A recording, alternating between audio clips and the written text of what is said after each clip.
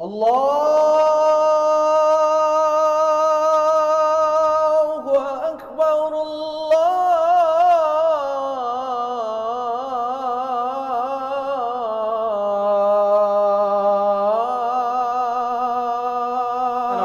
Bicara masalah warisan ada kaitannya juga dengan permasalahan hibah dan wasiat, sebagaimana tema kita pada hari ini, mengenal perbedaan hibah, wasiat dan juga warisan. Karena jemaah yang muliakan ya Allah Subhanahu wa taala. Bismillahirrahmanirrahim. Assalamualaikum warahmatullahi wabarakatuh.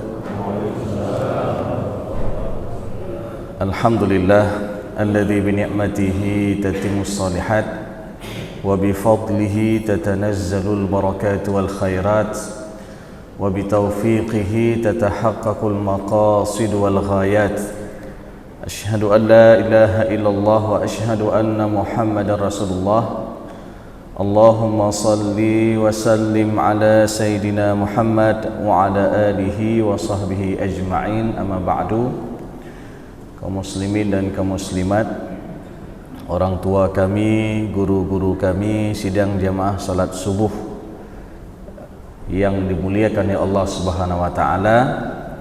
Pertama-tama marilah kita memanjatkan puji dan syukur kita kepada Allah Subhanahu wa taala yang masih memberikan kita nikmat iman, nikmat sehat dan juga nikmat kesempatan kita membuka mata pada pagi yang berbahagia ini. Maka tiada kata yang pantas kita ucapkan melainkan kita memuji Allah. Jadi ketika kita bangun tidur, ketika kita buka mata, jangan kita lihat HP dulu ya. Jadi hal yang pertama kali kita lakukan adalah kita puji Allah dengan kita membaca Alhamdulillahilladzi ahyana ba'dama amatana wa ilaihin nusyur. Doa bangun tidur. Jadi kalimat yang kita ucapkan ketika kita bangun tidur adalah kita puji Allah. Alhamdulillah, segala puji bagi Allah alladzi ahyana, yang telah menghidupkan kita pada pagi ini, ba'dama amatana, yang sebelumnya kita diberikan kematian. Jadi tidur itu adalah salah satu bentuk kematian kecil. Berapa banyak orang yang tidur malam, rupanya itu menjadi tidur panjangnya ataupun kematiannya. Wa ilaihin nusyur, dan kepadanya lah semua kita akan kembali. Salawat dan salam tak lupa pula kita sampaikan kepada Nabi Muhammad sallallahu alaihi wasallam, Rasulullah sebagai qudwah hasanah, Rasulullah sebagai suri tauladan yang baik yang patut kita contohi dalam kehidupan kita sehari-hari. Bapak Ibu yang muliakan ya Allah Subhanahu wa taala, sebagaimana tadi sudah disampaikan oleh Ustaz Mairul, bahwasanya tema kita hari ini berbeda ya. Ada yang mengatakan Ustaz Gamal sabi geba masalah-masalah nyoka di rumah na masalah, ikan tu na masalah, kru masjid na masalah nih. Ini berkaitan dengan permasalahan warisan ya. Namun jamaah yang muliakan ya Allah Subhanahu wa taala, tentu bicara tentang masalah warisan ini kita membincangkan dan membahas tentang sebuah hukum yang sangat detail yang Allah sebutkan dalam Al-Quran. Di dalam surat An-Nisa ayat ke-7, di sana Allah jelaskan secara global laki-laki ada bagian, perempuan juga ada bagian. An-Nisa ayat ke-11, di sana juga Allah menyebutkan porsi masing-masing ahli waris. Kalau almarhum meninggal dunia ada anak perempuan tunggal, maka dia dapat bagian 1/2 ataupun setengah. Kalau almarhum yang meninggal dunia ini meninggalkan ahli warisnya ada 2, 3, maknanya 1 orang lebih anak perempuan dan tidak ada anak laki-laki, maka bagian mereka dapat ats-tsulutsani, 2/3. Jadi bagian-bagian itu detail Allah sebutkan dalam Al-Quran. Kalau ada anak laki-laki dan ada anak perempuan, maka berlaku kaedah lidzakari mislu hadzil untsayain, 2/1. Jadi jemaah yang muliakan ya Allah Subhanahu wa taala, bagian-bagian ini sekali lagi ini bukan ditentukan oleh para ulama. Bagian-bagian ini bukan ditentukan oleh para nabi, tapi bagian-bagian ini langsung ketetapannya datang daripada Allah Subhanahu wa taala, fariidatan minallah. Kemudian jemaah yang muliakan ya Allah Subhanahu wa taala, berbicara tentang masalah warisan ini juga termasuk ilmu yang kita disuruh oleh Rasulullah SAW untuk mempelajarinya. Maka dalam sebuah hadis yang diriwayatkan oleh Abu Hurairah, jadi Abu Hurairah ini termasuk sahabat Rasulullah yang membersamai Rasulullah selama 3 tahun kurang lebih, dan beliau juga termasuk di antara sahabat yang paling banyak meriwayatkan hadis, yang nama aslinya adalah Abdurrahman As-Sakhar, yang dipanggil dengan kunyahnya ataupun panggilan lakabnya adalah Abu Hurairah. Jadi Abu Hurairah mengatakan dari Rasulullah SAW, Rasulullah SAW bersabda, ta'allamul fara'idha wa'allimuhun nas. Pelajarilah ilmu faraid ataupun ilmu waris dan ajarkanlah kepada manusia, kepada yang lainnya. Fa innaha nisful ilm, sesungguhnya dia adalah setengah daripada ilmu. Wa huwa yunsa, dan ilmu ini dilupakan. Wa huwa awwalu syai'in yunza'u min ummati, bahkan ilmu tersebut termasuk ilmu yang paling awal dicabut dari umatku, kata Rasulullah SAW. Maka jemaah yang muliakan ya Allah Subhanahu wa taala, tadi disebutkan dengan mempelajari ilmu faraid ini sama dengan kita mempelajari setengah ilmu. Karena ketika kita mempelajarinya, enggak cukup secara fikih waris saja. Bicara tentang masalah warisan ada kaitannya dengan permasalahan bab nikah. Apa kaitannya warisan dengan nikah? Karena perlu kita ketahui di antara sebab mendapatkan warisan itu adalah adanya hubungan pernikahan dengan akad yang sah. Kapan dianggap sebuah pernikahan itu dilakukan dengan akad yang sah? Kapan putusnya sebuah perkawinan itu? Jadi kita harus tahu juga, ya. Karena beberapa waktu yang lalu ada kasus nih. Kasus seorang suami mentalak istri. Ustaz, ada kasus seorang suami mentalak istrinya. Talak raj'i, talak satu. Ya. Tentu konsekuensi daripada sebuah kalimat talak itu adanya masa iddah. Ya. Jadi masa iddah ini juga ada beda-beda. Ada masa iddah kematian kalau ditinggal mati. Itu selama arba'ata asyri wa asyara, 4 bulan 10 hari ataupun 130 hari. Karena juga sering kita dengar di masyarakat, nah yang pegang sertuhuro, ini bahaya, udah didiskon 30 hari, ya. Jadi masa iddah kematian itu 130 hari, 4 bulan 10 hari. Ada masa iddah yang dicerai hidup ataupun ditalak tadi. Itu masa iddahnya adalah 3 kali suci istrinya ataupun 3 kali haid istrinya. Maka kasus yang kita sebutkan tadi, ini seorang suami mentalak istri, masih dalam masa iddah, ya. Kemudian katakanlah baru 1 bulan setelah ditalak oleh suaminya, maknanya 1 kali haid istrinya berjalan, qadarullah meninggal dunia suami. Nah, pertanyaannya, apakah ada hak istri daripada harta peninggalan suami yang telah mentalak dia tadi, talak raj'i ataupun talak satu?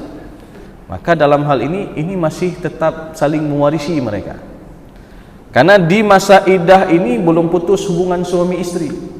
Seorang suami masih wajib memberikan nafkah di masa iddahnya. Dan di masa iddah ini adalah untuk melihat apakah ada janin dalam rahim istrinya atau tidak. Dan di masa iddah ini adalah masa untuk saling introspeksi diri, sehingga mereka masih boleh rujuk kembali. Dan di masa iddah ini seorang istri tidak boleh menerima pinangan orang lain. Nah, ini juga menjadi masalah di masyarakat hari ini. Kadang kalau habis masa iddah kagak terima lamaran orang lain. Nah, ini juga jadi masalah. Maka jemaah yang muliakan ya Allah Subhanahu wa taala, maka kasus tadi ini ada kaitannya dengan masalah perkawinan, dengan permasalahan talak. Masalah warisan ada kaitannya juga dengan permasalahan yang lain. Terkait dengan masalah zakat, apa kaitannya warisan dengan zakat? Jadi kita harus mengetahui bahwasanya sebelum harta ini dibagi untuk ahli waris, ada kewajiban-kewajiban yang harus diselesaikan oleh para ahli waris, termasuk melunasi hutang. Dan kata para ulama, hutang itu ada dua macam. Ada hutang berkaitan dengan hak Allah dan ada hutang yang berkaitan dengan hak manusia. Hutang yang berkaitan dengan hak Allah salah satunya adalah zakat. Jadi kalau seseorang sudah menyimpan harta yang sudah mencapai nisab 85 gram emas, nisab zakat mal, dan telah disimpan selama setahun, maka wajib dikeluarkan zakatnya 2,5%. Katakanlah orang tersebut belum sempat dikeluarin zakatnya, qadarullah meninggal dunia, maka di sana ada kewajiban bagi ahli waris untuk menyelesaikan zakat atas nama almarhum tersebut. Kalau tidak, jemaah yang muliakan ya Allah Subhanahu wa taala, bicara masalah zakat ini jangan kita anggap remeh. Zakat ada kaitannya juga dengan masalah salat. Saking pentingnya zakat ini juga disandingkan dengan salat dan diulang-ulang dalam Al-Quran, kurang lebih dari ada 28 tempat dalam Al-Quran itu selalu disandingkan, wa aqimus shalah wa atuz zakah. Jadi ini jemaah yang muliakan ya Allah Subhanahu wa taala, masalah warisan ada kaitannya dengan masalah zakat. Masalah warisan juga ada kaitannya dengan permasalahan nasab, masalah perhubungan darah ataupun hubungan darah nasab. Ini juga penting jemaah yang muliakan ya Allah Subhanahu wa taala. Maknanya apa? Ini hati-hati kalau ada yang mengadopsi anak ataupun yang mengangkat anak, apalagi sudah dibuat statusnya di kakaknya sebagai anak kandung. Ini adalah satu kebohongan. Jadi ada kurang lebih 3 minggu yang lalu, kebetulan ada orang konsultasi masalah warisan, Ustaz, saya memiliki anak angkat nih, yang saya ambil dari umur 10 hari. Jadi umur 10 huru kagecok le orangnya. Sudah dirawat, dibesarkan sampai sekarang udah mau kuliah. Nah, dan status di kakaknya dibuat sebagai anak kandung. Nah, entah bagaimana dibuat, bagaimana dia olah statusnya sebagai anak kandung. Lalu saya mengatakan, lalu orang tersebut bertanya, Ustaz, bagaimana ini sebenarnya? Ya, apakah nanti kalau anak ini sudah mau dia menikah, boleh nggak saya nikahin dia? Nah, ini jadi pertanyaan. Kalau saya meninggal dunia nanti, kata orang tersebut, boleh nggak saya berikan warisan kepada anak angkat ini? Maka jemaah yang muliakan ya Allah Subhanahu wa taala, bicara tentang masalah nasab tadi, masalah anak angkat, maka ini juga pernah terjadi di masa Rasulullah sallallahu alaihi wasallam, di mana Rasulullah dulu pernah mengangkat seorang anak menjadi anak angkat Rasulullah bernama Zaid bin Harithah sebagai anak angkatnya Rasulullah SAW.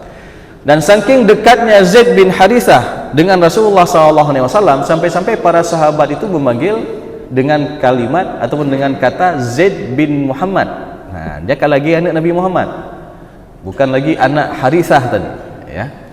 Jadi ketika panggilan itu terjadi, langsung datang teguran dari Allah Subhanahu wa taala dalam surat Al-Ahzab ayat yang keempat atau ayat yang kelima, di mana Allah Subhanahu wa taala berfirman, ud'uuhum liabaihim, panggillah anak-anak angkatmu itu dengan nama bapak-bapak mereka. Dan itu lebih adil di sisi Allah Subhanahu wa taala. Maknanya jemaah yang muliakan ya Allah Subhanahu wa taala, boleh kita rawat, boleh kita asuh anak tersebut, tapi yang enggak boleh adalah kita berikan nasab, dibinkan atas nama orang tua angkat, ini yang enggak boleh. Karena Islam sangat menjaga yang namanya hubungan nasab. Maka di kasus tadi jemaah yang muliakan ya Allah Subhanahu wa taala, saya kembali bertanya kepada bapak tersebut, Pak, nyan anak nyan kena kuliah, naituri urang ci asli ji hana Ustaz. Jadi enggak dikenalkan dengan orang tua aslinya. Kemudian saya kembali bertanya lagi, nyan anak angkat nyan padudro na saudara kandung, mana anak-anak yang lain dari orang tua aslinya. Lalu bapak ini mengatakan, Ustaz, rame Ustaz, na 12 roh saudara kandung, ya. Jadi dari 12 orang itu ada kurang lebih 4 ataupun 5 orang itu dititipkan sama orang. Jadi orang ini orang yang katakanlah secara ekonominya kurang, tapi dia banyak keturunan, ya. Ijuk ke si A dirawat oleh si A, dirawat oleh si B, dirawat oleh si C, termasuk yang satu yang bapak ni rawat, ya. Lalu saya kembali mengatakan, Pak, nyan bahaya dah.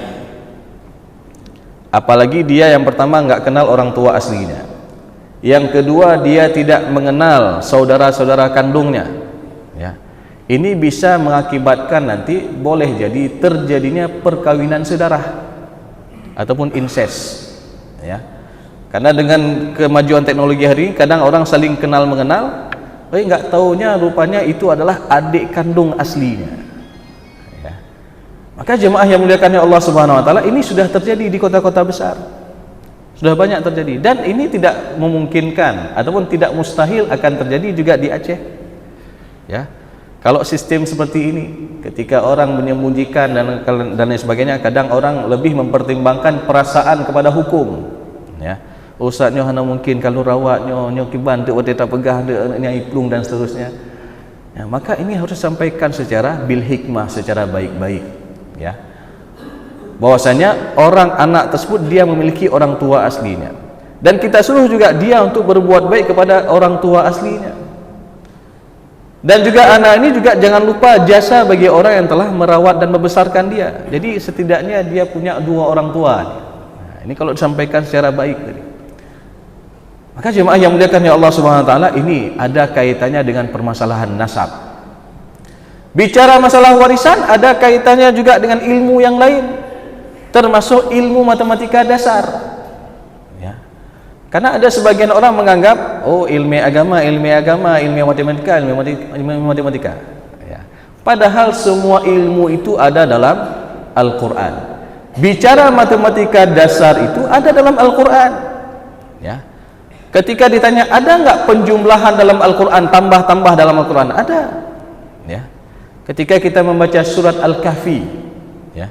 Di sana Allah Subhanahu Wa Taala ketika menyebutkan lamanya ashabul kahfi berada di dalam gua, walabithu fi kahfihim 300 sinina wazdadu tis'a. Jadi ashabul kahfi itu berada dalam gua selama 300 tahun, wazdadu tis'a ditambah 9 tahun. Ya, berarti totalnya 309 tahun. Kenapa enggak langsung Allah sebutkan 309 tahun? Ini untuk mengajarkan kepada kita tentang permasalahan ilmu matematika dasar ini. Ya. Jumlah tambah-tambah ada dalam Al-Quran. Kurang-kurang ada enggak dalam Al-Quran? Ada juga dalam Al-Quran. Ya. Dalam surat Al-Ankabut ayat ke-14, ketika Allah Subhanahu Wa Taala menjelaskan tentang lamanya Nabi Nuh mendakwahi kaumnya. Jadi Nabi Nuh ini mendakwahi kaumnya selama alfasanatin illa khamsina ama, 1000 tahun kurang 50 tahun. Berarti berapa tahun? 950 tahun. Ini kurang-kurang ada juga dalam Al-Quran. Soal cerita matematika juga ada dalam Al-Quran.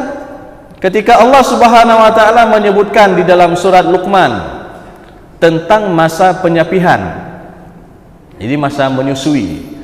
Jadi kalimatnya kita disuruh untuk berbakti kepada kedua orang tua kita, khususnya ibunda kita yang telah mengandung, melewati masa kandungan itu dalam keadaan susah yang bertambah-tambah.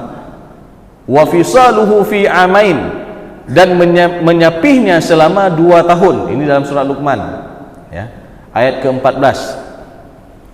Jadi masa penyapihan itu, menyusui itu adalah 2 tahun. 2 tahun kalau kita konversikan ke bulan sama dengan pada bulan 24 bulan. Nah, ini satu.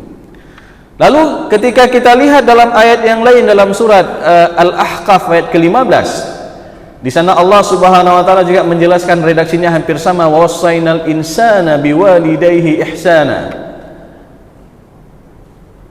Jadi kita disuruh berbuat baik kepada kedua orang tua kita, khususnya ibunda kita yang telah mengandung dalam keadaan susah yang bertambah-tambah, wa hamluhu wa fisaluhu 30 syahra, yang melewati masa hamil ditambah dengan masa penyapihan selama 30 bulan. Ya, dalam surah Al-Ahqaf disebutkan masa hamil ditambah masa sapih selama 30 bulan. Berarti kalau kita konversikan tadi dengan ayat surat Luqman yang pertama tadi, masa penyapihan itu adalah 2 tahun sama dengan 24 bulan. Sedangkan dalam surah Al-Ahqaf ayat ke-15 tadi, hamil ditambah sapih selama 30 bulan. Berarti berapa lama masa kehamilan itu? Ya. Jadi masa kehamilan itu selisihnya. Kalau tadi misalkan masa penyapihan dalam surah Luqman disebutkan 2 tahun sama dengan 24 bulan, ini hamil ditambah sapi 30 bulan, berarti ada selisih 6 bulan. Maka kata para ulama, 6 bulan inilah masa paling rendah kehamilan seseorang. Ya, masa paling rendah kehamilan seseorang, walaupun secara normalnya adalah 9 bulan, sehingga dikenal itu di dunia kedokteran itu ada namanya bayi prematur. Ya. Jadi ini juga jemaah yang muliakan ya Allah Subhanahu wa taala, matematika dasar yang ada dalam Al-Qur'an. Maka kita tidak boleh menganggap oh ini masalah belajar ilmu faraid matematika susah nih. Padahal ini juga bagian daripada agama kita. Ya. Kemudian jemaah yang muliakan ya Allah Subhanahu wa taala, bicara masalah warisan ada kaitannya juga dengan permasalahan hibah dan wasiat sebagaimana tema kita pada hari ini. Mengenal perbedaan hibah, wasiat dan juga warisan. Karena jemaah yang muliakan ya Allah Subhanahu wa taala, bicara 3 istilah ini kita membincangkan 3 istilah yang berbeda. Ada namanya warisan, ada namanya wasiat, ada namanya hibah. Bicara tentang masalah warisan, itu kita membicarakannya ketika ada seseorang yang meninggal dunia. Jadi bicara masalah warisan ini pembagian harta setelah meninggalnya seseorang. Sedangkan bicara wasiat ataupun hibah ini adalah diberikan di masa hidup seseorang. Walaupun nanti ada perbedaan. Ya, ada perbedaan. Beda wasiat dengan hibah, kalau sudah sempurna akad hibah itu dalam detik itu juga langsung berpindah hak milik. Nah, misalkan saya hibah rumah ini untukmu. Nah, jadi dalam waktu itu detik itu juga ya langsung berpindah hak milik dari si pemberi hibah kepada si penerima hibah. Beda dengan kalimat wasiat. Saya wasiatkan rumah ini untukmu. Kapan berlaku wasiat tersebut? Ketika si pemberi wasiat meninggal dunia. Ini perbedaan yang spesifik ya, berkaitan dengan masalah hibah dengan wasiat. Tentu jadi pertanyaan jemaah yang muliakan ya Allah Subhanahu wa taala, Ustaz, apakah boleh nyo Saudi tak bagi-bagi ju harta kan ini? Nah, ataupun kadang-kadang ada orang mengatakan seperti ini, Ustaz, saya sudah bagi harta saya, harta warisan saya untuk anak-anak. Nah, nyo kalung parai ju. Karena untuk menyelum meninggal hana garu-garu. Nah, boleh nggak seperti itu? Maka dalam konteks fikih, dalam pandangan fikih, kalau disebutkan dengan kalimat demikian, ini ada yang tidak benar. Ya, karena katanya tadi saya sudah faraidkan semua harta untuk anak-anak. Karena nggak memenuhi syarat. Ya, apa syarat kewarisan tadi? Harus meninggal dunia. Tinggal tak begah bapaknya, Pak roh hansip syarat. Apa syarat? Roh meninggal dunia. Baru ini berlaku masalah warisan, ya. Jadi kalau ada orang masih hidup bagi-bagi harta, sekali lagi itu masalah hibah ataupun wasiat. Maka sekali lagi akadnya ini harus jelas. Karena kalau tidak jelas akad, ini akan timbul permasalahan. Ya, contoh misalkan, anak pertama disuruh kelola tempat A. Anak kedua disuruh kelola tempat B, anak ketiga disuruh kelola kos-kosan dan lain sebagainya. Nah, ini disuruh kelola ini apakah menjadi hak milik ataupun hak pakai atau bagaimana? Nah, karena kalimatnya nggak jelas tadi, ya kadang-kadang ini jadi masalah kapan ketika meninggal orang tua. Jadi ketika meninggal orang tua, yang satu anak menganggap itu menjadi milik dia. Yang satu anak lagi karena mungkin ada terjadi perbedaan nilai, dia menganggap oh nya kan cuman gejuk mendang le ayah hak pakai bukan hak warisan. Nah, sehingga ini jadi masalah. Apalagi nanti timbul kesenjangan, yang satu misalkan yang dikelola oleh yang nomor 1 itu udah nilainya sudah tinggi, yang dikelola oleh nomor 2 misalkan anak nomor 2 itu nilainya makin rendah. Dan maka ketika terjadi kesenjangan ini akan timbul masalah. Adiknya nanti yang kurang itu akan menganggap bahwasanya yang dikelola oleh abangnya itu ada hak dia. Jadi ini jemaah yang muliakan ya Allah SWT harus jelas ya, akadnya. Kemudian bicara tentang masalah hibah ataupun wasiat yang diberikan kepada ahli waris. Nah, apakah boleh? Boleh nggak hibah itu dikasih untuk ahli waris? Ya, ataupun wasiat itu disampaikan untuk ahli waris. Maka dalam hal ini jemaah yang muliakan ya Allah Subhanahu wa taala, yang pertama bicara tentang masalah hibah. Hibah untuk ahli waris ini diperbolehkan dengan beberapa syarat. Yang pertama, harus diberikan dalam kondisi orang tuanya sehat walafiat, bukan dalam keadaan sakit menjelang kematian, ya. Jadi harus diberikan dalam keadaan sehat walafiat. Yang kedua, harus ada taqabud ataupun harus ada serah terima. Jadi akadnya ini jelas, karena bicara tentang masalah rukun hibah itu ada 4. Yang pertama, ada si pemberi hibah, ada si penerima hibah, ada objeknya, dan ada ijab kabul. Ya, jadi kalau nggak ada objeknya ini juga jadi masalah. Kadang-kadang seperti ini. Untuk anak nomor 1 sudah dikasih pemberian hibah, anak nomor 2 sudah dikasih pemberian hibah, anak ketiga kata ayahnya kepada anaknya ini, "Nek, nyo untuk punya ayah na rezeki, ayah pergi rumah ke tuan. Karena yang abang, yang kakak kalau ayah hajuk." Maka jadi pertanyaan, apakah ini dianggap hibah atau bukan? Kalimatnya menyena rezeki, ma menyahana kibat. Nah, kan jadi masalah nanti. Ya. Makanya objeknya itu harus jelas, ya. Jadi sekali lagi, rukun hibah itu ada si pemberi hibah, ada si penerima hibah, ada jelas objeknya, dan ada ijab kabul. Ya. Kemudian jemaah yang muliakan ya Allah Subhanahu wa taala, hibah orang tua kepada anak ini harus ada prinsip adil. Dan bicara tentang masalah hibah ini enggak berlaku kaedah 2:1. Berlakunya kaedah 2:1, laki-laki lebih banyak dibandingkan dengan perempuan, ini pada permasalahan warisan. Maka harus kita pilah-pilah. Ya. Bicara tentang masalah hibah, boleh dibagi sama, ataupun boleh dilebihkan untuk anak perempuan, ataupun dengan melihat kondisi ekonomi seseorang. Misalkan anak pertama secara ekonomi dia sudah mapan, sudah punya rumah sendiri, lalu orang tuanya kasih tanah kosong kepada anak tersebut.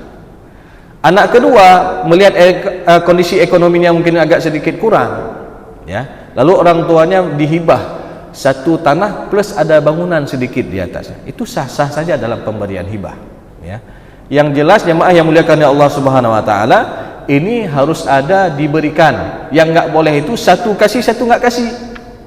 Dan ini pernah terjadi di masa Rasulullah SAW ketika salah seorang sahabat yang bernama Nu'man ibnu Bashir memberikan pemberian kepada anaknya, lalu istrinya sendiri tidak ridha atas pemberian tersebut. Kata istrinya, saya tidak ridha nih, sampai Rasulullah jadi saksi atas pemberian tersebut. Jadi esok harinya Nu'man ibnu Bashir menjumpai Rasulullah, lalu bertanya, ya Rasulullah, saya telah memberikan pemberian kepada anak saya, tapi istri saya ini tidak ridha ya Rasulullah, maka bagaimana nih ya Rasulullah? Lalu ketika itu Rasulullah SAW bertanya, apakah engkau memberikan pemberian kepada anak-anakmu yang lain? Tidak ya Rasulullah. Maka Rasulullah katakan apa? I'dilu baina auladikum, berlaku adillah kamu terhadap anak-anakmu. Dalam riwayat yang kedua disebutkan farji'hu, tarik kembali apa yang telah kamu hibah itu, karena kalau tidak ini akan jadi permasalahan. Misalkan satu anak sudah dikasih hibah, yang lain tidak dikasih, nanti puncak masalahnya kapan? Ketika meninggal orang tua. Adiknya yang enggak kasih ini bilang sama abangnya, bang, don hana hak li faraid. Bang pakai menan, jamun don kagejuk le ayah.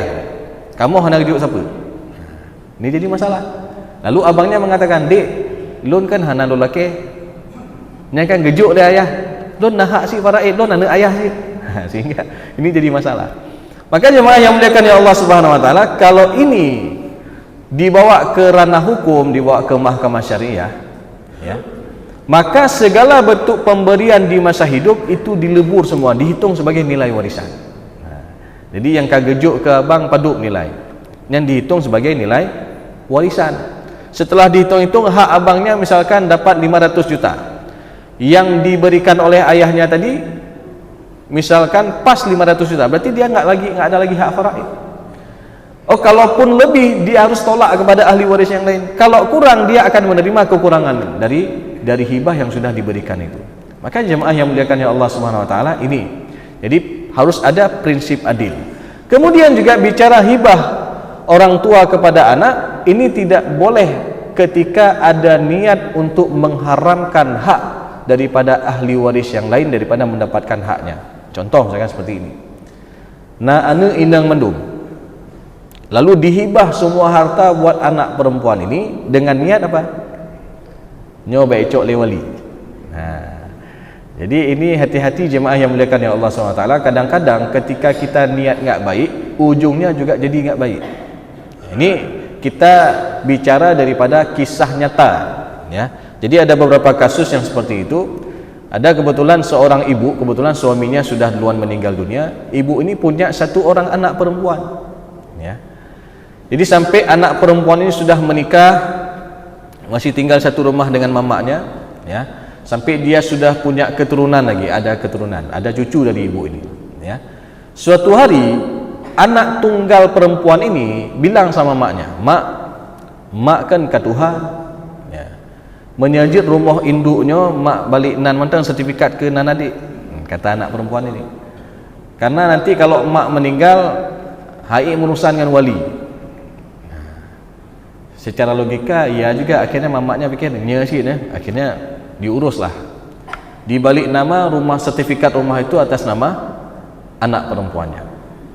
Nah, setelah balik nama atas nama anak perempuan ini, beberapa tahun kemudian apa yang terjadi?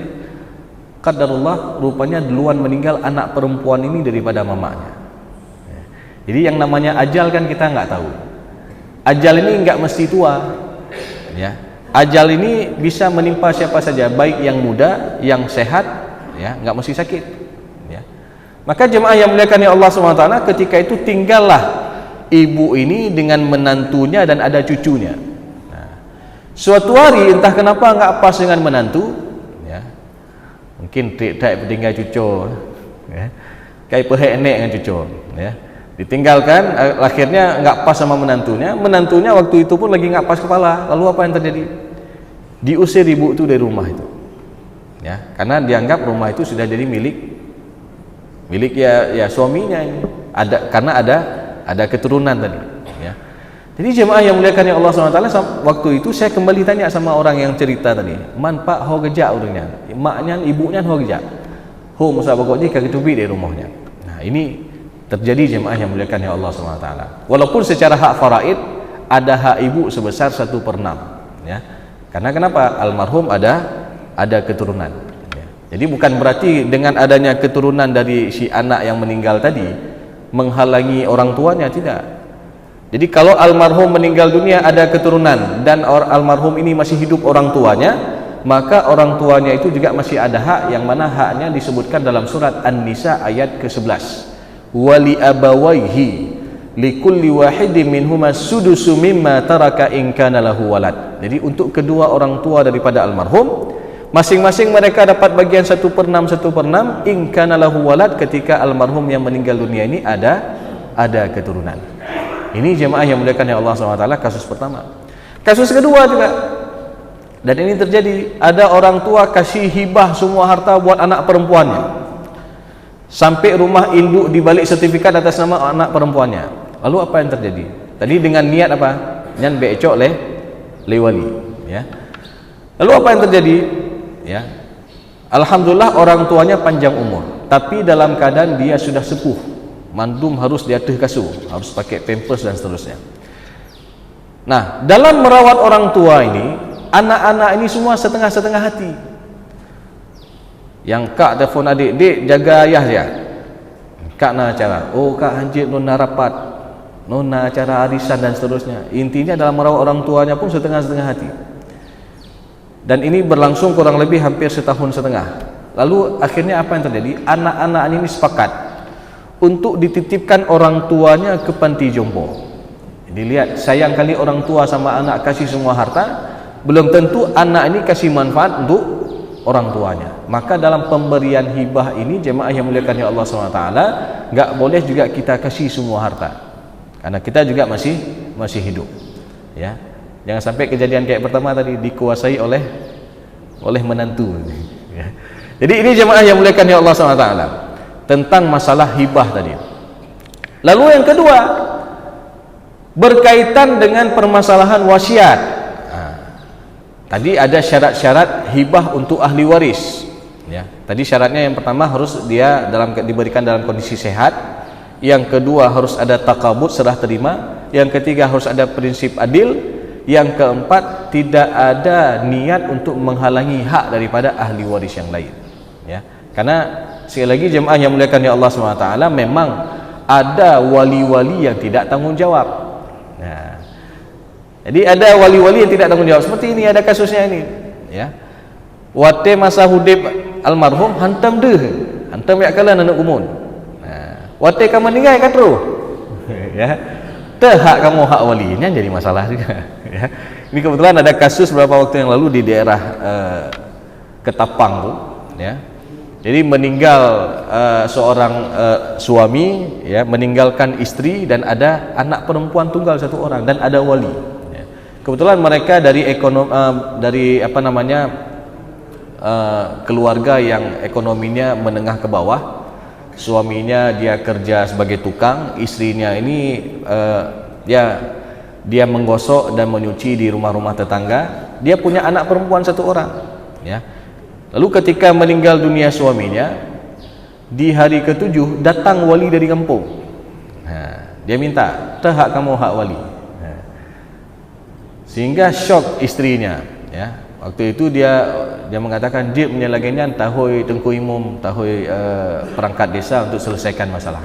Nah, ketika duduk sesama semua ahli waris, ya, yang dihadiri juga oleh tengku imum, ya, dan juga dari perangkat kampung, waktu itu pihak kampungnya mengatakan seperti ini, "Jid kamu juk hak urung ron selaku wali, tapi peget hitam mata putih. Nyo anaknya harus nejuk nafkah sih. Anak yatimnya payah nejuk nafkah sih. Nah, setelahnya jangan ngambil hak saja. Ini ada kewajiban juga, ya, menjaga anak yatim ini."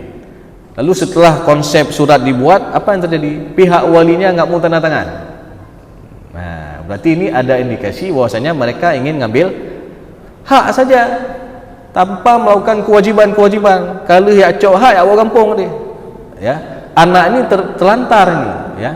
Karena secara porsinya jemaah yang muliakan ya Allah SWT, kalau kita hitung porsinya, istri itu hanya dapat bagian 1/8, ya. Anak perempuan satu orang tunggal dia dapat setengah tadi, sisanya itu buat wali. Lalu kalau kita ilustrasikan, kalau ada harta 800 juta, 1/8 dari 800 juta berapa? 100 juta. Jangan hak urina 100 juta. Untuk anak perempuan dia dapat bagian setengah tadi, setengah dari 800 juta, 400 juta. Berarti sudah 500. Sisa berapa? Lertuh ke wali, sertuh ke urina, ya. 100 untuk istri, untuk anak perempuan yang tunggalnya ini 400, untuk wali 300. Kan lebih le wali daripada urina. Maka dalam hal ini sebenarnya ada tanggung jawab seorang wali untuk menjaga anak yatim tersebut. Lalu waktu itu karena pihak walinya ni gak mau tanda tangan, dari pihak kampung pun mengatakan, "Oh, menyurung don hana tanda tangan, kamu nah hak sih jaga anak yatim warga kamu hana maju hak Allah." Ya. Ini juga jemaah yang muliakan ya Allah SWT problematika, ya. Ini tentu kasuistik, kasus-kasus tertentu. Ada juga, saya pernah menyelesaikan sebuah kasus waktu itu, duduk semua keluarga, kebetulan almarhum meninggal dunia, meninggalkan 3 orang anak perempuan dan ada istri 1 orang. Lalu pihak walinya waktu itu ngomong, "Nyo Ustaz, kamu tepe, kamu nahak selaku wali. Tapi dalam kesempatannya kamu kaspakat hana mecok hak kamu. Bahkan menya almarhum na hutang piutang, insyaallah kamu ikut bantu sih." Nah, ini ada peran wali ini, ya. Rupanya setelah kita cek kenapa bisa jadi seperti ini, hubungan mereka ini bagus, ya. Antara abang beradik ini komunikasinya bagus, silaturahminya bagus, ya. Mereka saling bantu membantu, menutupi kekurangan satu yang lainnya. Sehingga dari pihak wali ini pun, walaupun mereka tahu di sana ada haknya, tapi mereka menggugurkan haknya. Kamu hana mecok hak kamu. Hak kamu juk mandum ke anak-anak inang, anak-anak almarhum, anak abang kamu. Ya, bahkan kemudian almarhum na hutang piutang, kamu ikut bantu sit begini. Jadi di sana ada peran wali. Ini sekali lagi ini kasuistik, ya, kasus-kasus tertentu. Kemudian jemaah yang muliakan ya Allah Subhanahu wa taala, berikutnya masalah wasiat, dan ini juga banyak terjadi ini. Bicara masalah wasiat yang diberikan kepada ahli waris. Nah, jadi pertanyaannya, boleh enggak wasiat itu diberikan untuk ahli waris? Secara umum, wasiat itu boleh kita bagikan menjadi dua macam. Ada wasiat pesan kebaikan yang disampaikan secara lisan, maknanya diberikan wasiat ketakwaan, ya, sebagaimana Nabi Ya'qub alaihissalam ketika menjelang ajalnya dikumpulkan semua anak-anaknya, lalu beliau mengatakan, Nabi Ya'qub mengatakan, ma ta'buduna min ba'di, apa yang kalian sembah ketika aku sudah tidak ada lagi nanti. Jadi ini juga kita sampaikan kepada anak-anak kita, wasiat ketakwaan ini, ya. Nyo menya ayah mak hanali nyo baik tinggal-tinggal sembahyang. Menyejak sembahyang berjamaah ke masjid. Jaga silaturahmi.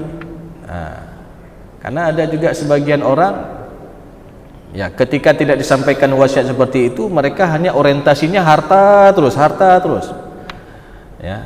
Ada yang ribut, bahkan masih hidup salah satu orang tuanya, ya, meninggal ibunya, masih hidup ayahnya, yang karungan ya masalah harta peninggalan mak.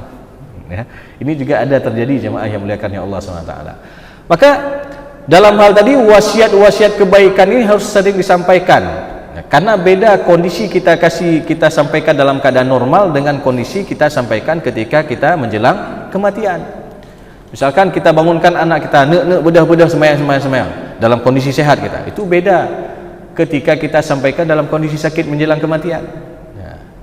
Nek menyayahan ali, memang analinya medua sembahyang, orang akan ingat dia kalimat itu. Ya. Makanya wasiat kebaikan ini harus sampaikan kepada anak-anak. Nah, terkait dengan wasiat harta, pada dasarnya enggak boleh wasiat itu diberikan untuk ahli waris. Karena Rasulullah mengatakan, innallaha qad a'ta kulladhi haqqin haqqahu fala wasiyata liwarithin. Sesungguhnya Allah telah menetapkan hak bagi tiap-tiap yang berhak, maka tidak boleh wasiat itu diberikan untuk ahli waris.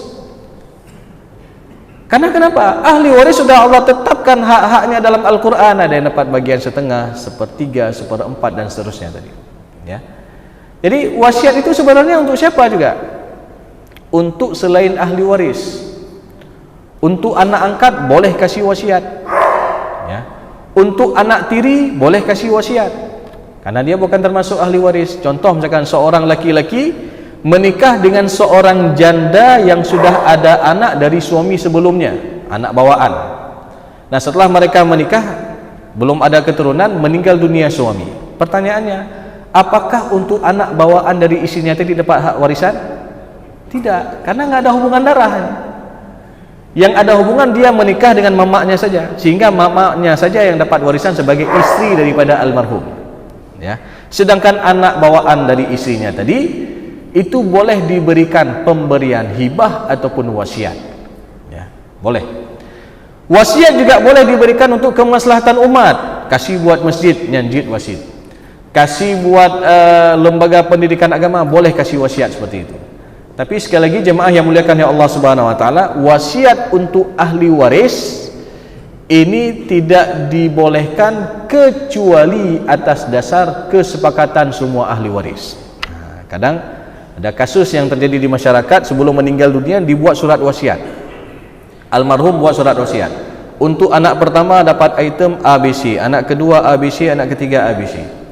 Lalu ini diketahui oleh semua ahli waris. Dan mereka sepakat menandatangani semua, diteken manduk semua ahli waris. Ini boleh dijalankan. Tapi yang sering terjadi apa? Hanya dikasih wasiat kepada anak tertentu. Nyom ni ayah hanali untuk rumahnya cok koron bah. Baik pegah-pegah abang lain. Sehingga ini jadi masalah, ya. Dan ini secara hukum batal wasiat, enggak boleh.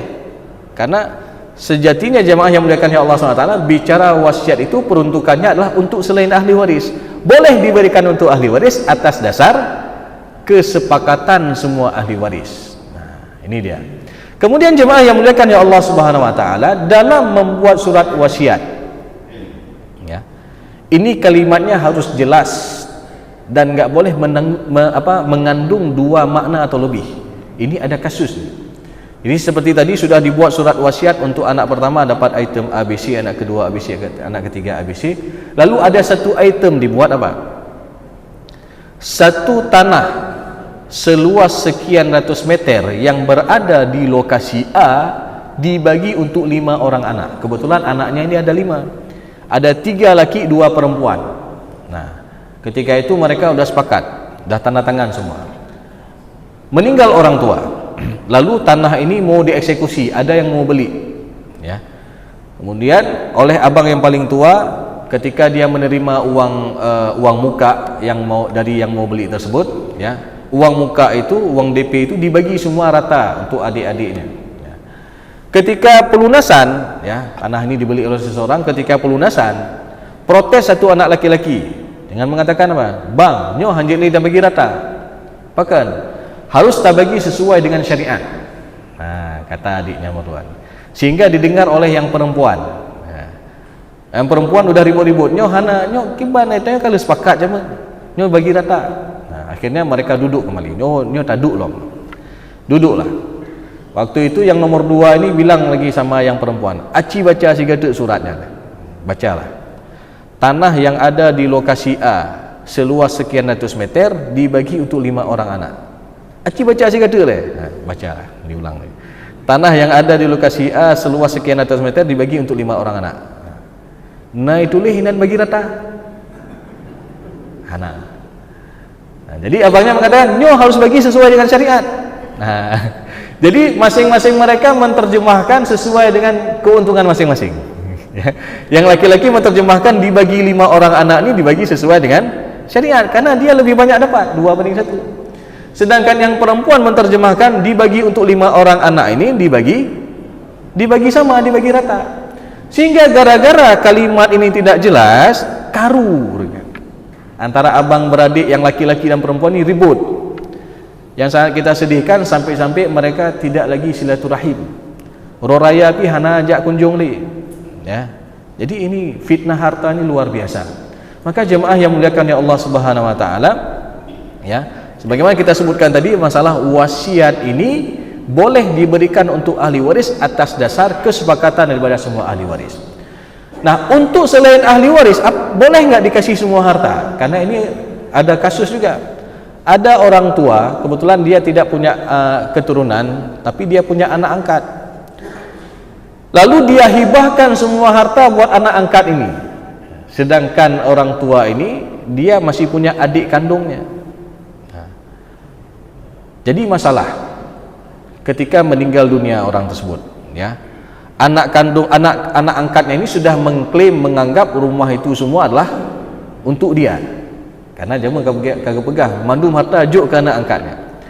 Sedangkan dari adik dari almarhum ini gak terima, kamu akan nahak sih selaku ahli waris.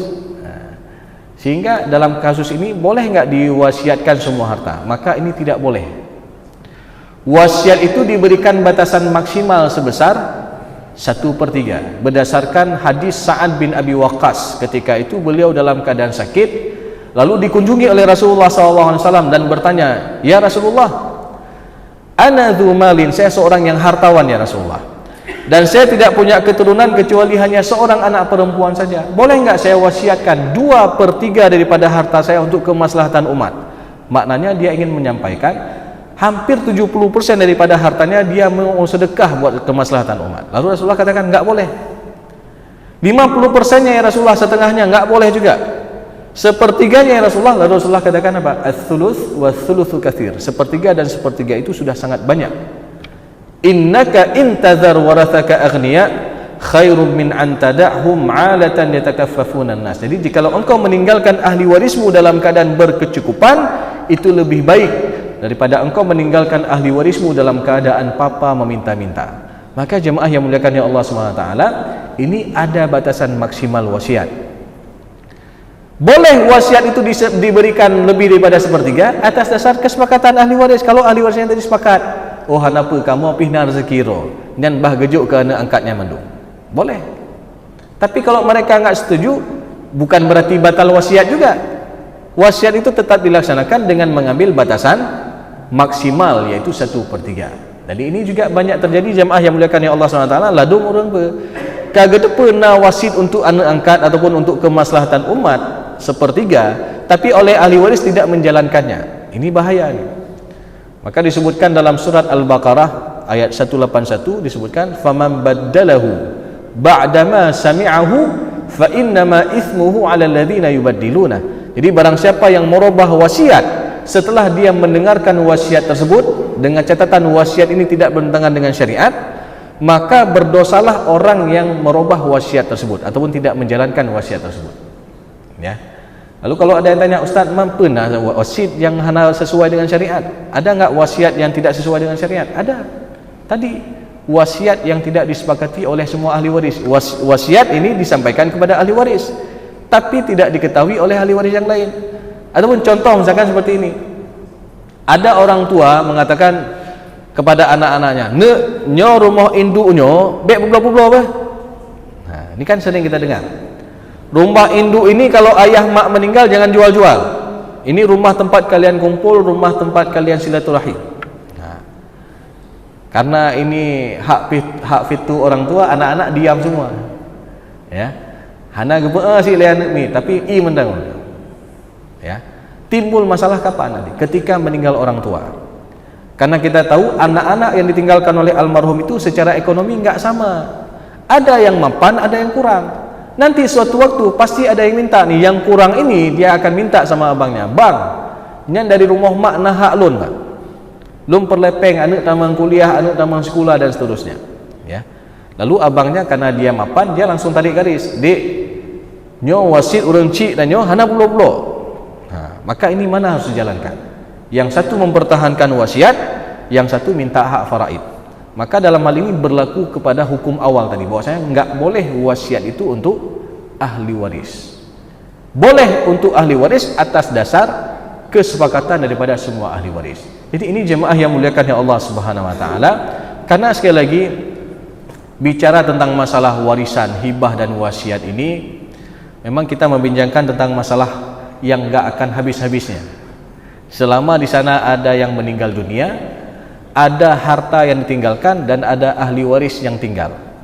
Maka oleh karena itu jemaah yang muliakan ya Allah Subhanahu wa taala, walaupun tadi disampaikan materi tema masalah warisan, hibah dan wasiat ini agak berbeda dengan seperti biasa, tapi pada akhirnya masalah ini akan mempengaruhi terhadap ibadah-ibadah yang telah kita lakukan. Kapan itu terjadi? Ketika ada kezaliman-kezaliman. Ya. Bahkan Rasulullah pernah menyampaikan, di hari akhir nanti ada orang-orang yang rugi, ada orang-orang yang bangkrut di hari akhir nanti. Siapa mereka?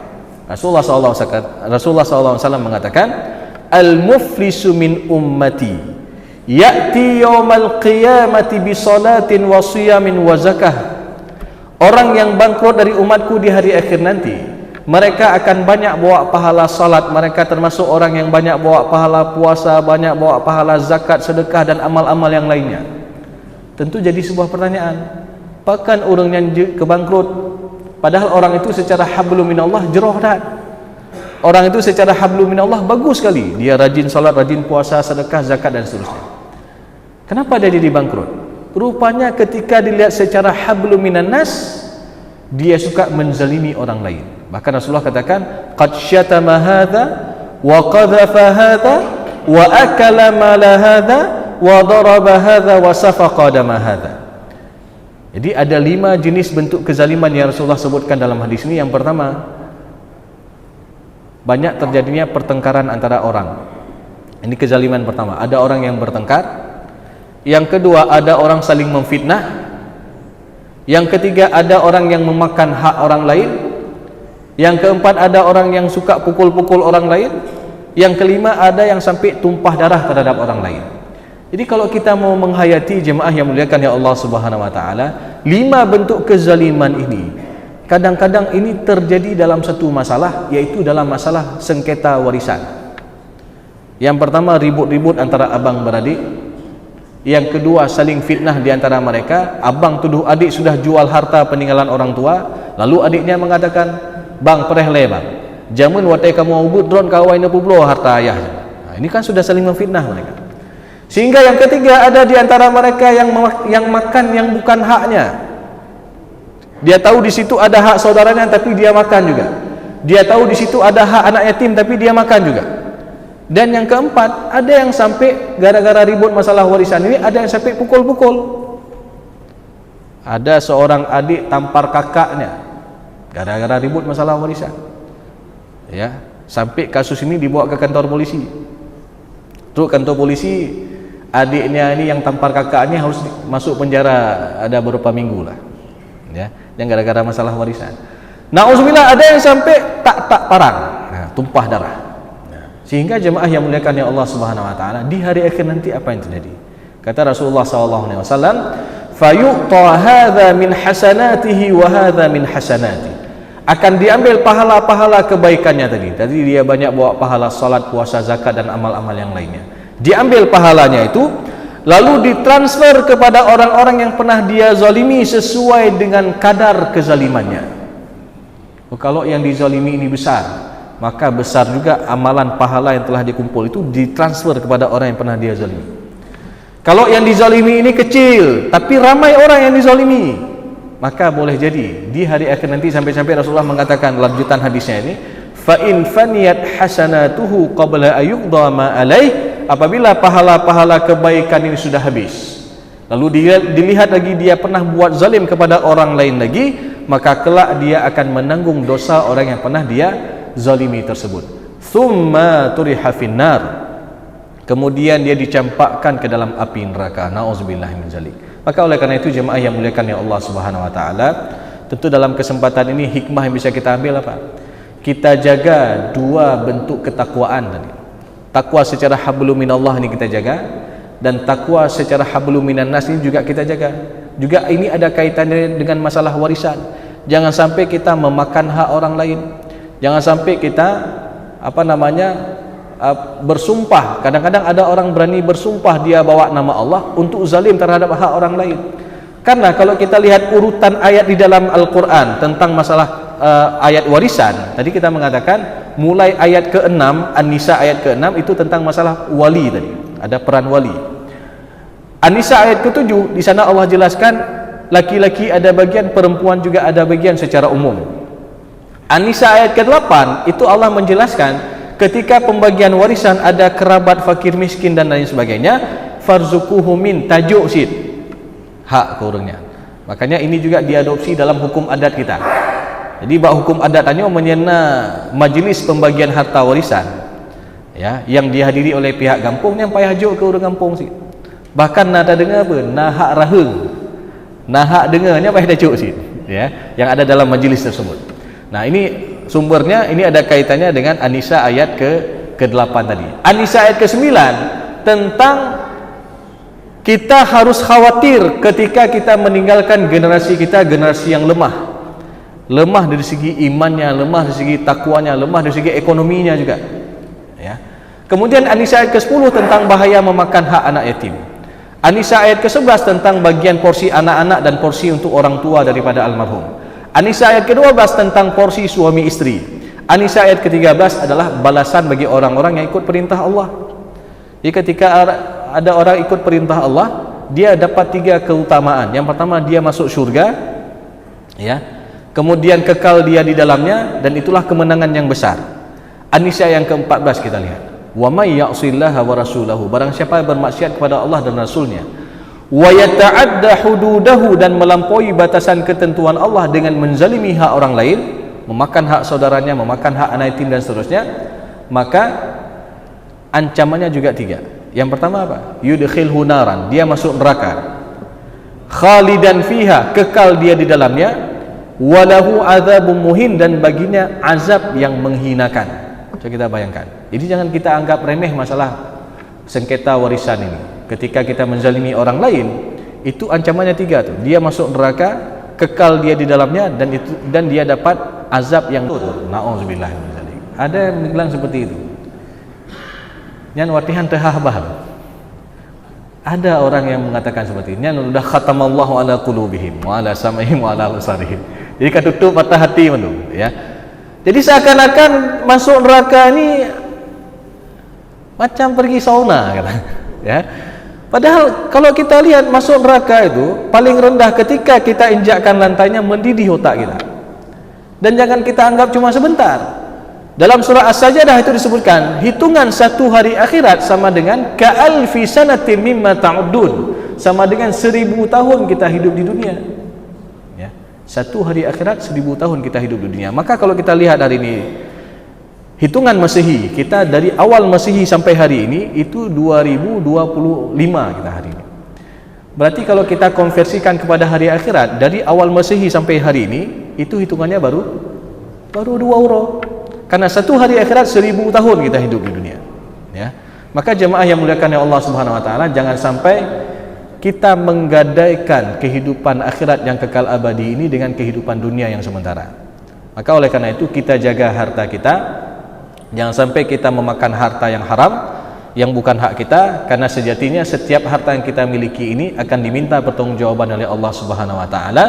Min aina iktasabahu, dari mana kita peroleh harta itu, wa fi ma anfaqahu, dan kemana kita habiskan harta itu. Dan terakhir jemaah yang muliakan Allah SWT, kita doakan juga mudah-mudahan kita yang ada dalam majlis pagi pada pagi yang berbahagia ini bisa senantiasa memanfaatkan harta kita untuk kita tempatkan di jalan-jalan Allah. Jadi sudah sampaikan tadi berkaitan dengan adanya pembangunan rumah duafa. Setidaknya kita ikut andil, sehingga harta yang kita miliki ini pun menjadi sarana untuk kita berbuat kebaikan-kebaikan yang pada akhirnya harta itu kelak di hari akhir nanti dia yang akan menarik kita menuju kepada syurganya Allah Subhanahu wa taala. Amin ya rabbal alamin. Mungkin ini saja yang dapat saya sampaikan. Mudah-mudahan bisa menjadi ilmu yang bermanfaat dan juga bisa kita aplikasikan dalam kehidupan kita sehari-hari. Lebih dan kurang saya mohon maaf. Aqulu qauli hadza wa astaghfirullah li wa lakum wa lisal mu'minin. Wassalamualaikum warahmatullahi wabarakatuh. Anta imamul hadara sultanuhal ghaibi, ya ayyuhan nabi Allah wal kawkabud durri Allah, ya ayyuhan nabi Allah wal kawkabud durri, anta imamul hadara sultanuhal ghaibi, anta imamul hadara sultanuhal ghaibi, fa inni abdun حملي ثقيل، فإني عبد الله حملي ثقيل، ولي ذنوب مثل الرمال، ولي ذنوب مثل الرمال، يا أيها النبي الله والكون